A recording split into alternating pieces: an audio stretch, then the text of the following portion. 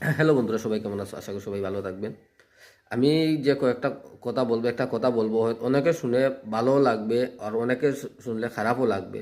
যার যেরকম লাগুক তাতে আমার কোনো সমস্যা নাই। দিয়ে কথাটি হচ্ছে যে বর্তমান সময়ে গত দুই একদিন আগ থেকে একটা পাওয়া গেছে খবর যে $1 সমান 90 টাকার থেকেও বেশি হয়। আমাদের ভারতীয় রুপির মধ্যে 90 টাকার থেকেও বেশি হয়। আর আগে কত ছিল? 83 টাকা, 84 টাকা, ওই রকম ছিল। হঠাৎ করে দেখা যায় 5 টাকা, 6 টাকা, 7 টাকা পর্যন্ত বেড়ে গেছে। এই প্রশ্নটা করা হচ্ছে গিয়ে যে প্রিয়াঙ্কা গান্ধীকে, যে আমাদের টাকার মূল্য কমছে কেন? ভাই, এমন একটা কোয়েশ্চন করা হয়েছে যে কোয়েশ্চন শোনার পরে আমার নিজেরও হাসি আইছে। প্রিয়াঙ্কা গান্ধী কি তার দেশের প্রধানমন্ত্রী না অর্থমন্ত্রী?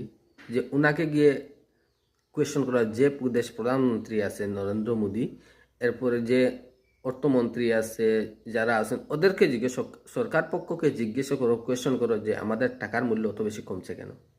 সরকার পক্ষকে জিজ্ঞেস না করে অপোজিশন লিডারদেরকে জিজ্ঞাসা করা হচ্ছে। এটা কি ধরনের কোয়েশ্চন? এটা কোনো, কি বলবো, বলার মতো কোনো ওয়ার্ডই পাচ্ছি না। এই যারা এই ধরনের কোয়েশ্চন করছে, এদের উদ্দেশ্যটা কিটা?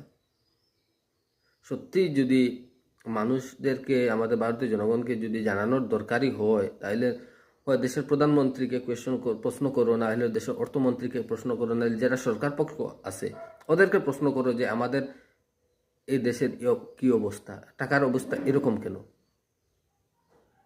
আফগানিস্তানের সঙ্গে তুলনা করছে ভারতকে। আফগানিস্তানের যে টাকার যে মূল্য যেটা আছে ওটার সঙ্গে তুলনা করছে মানুষ। সত্যি খুবই লজ্জা লাগছে এই জিনিসটা দেখতে।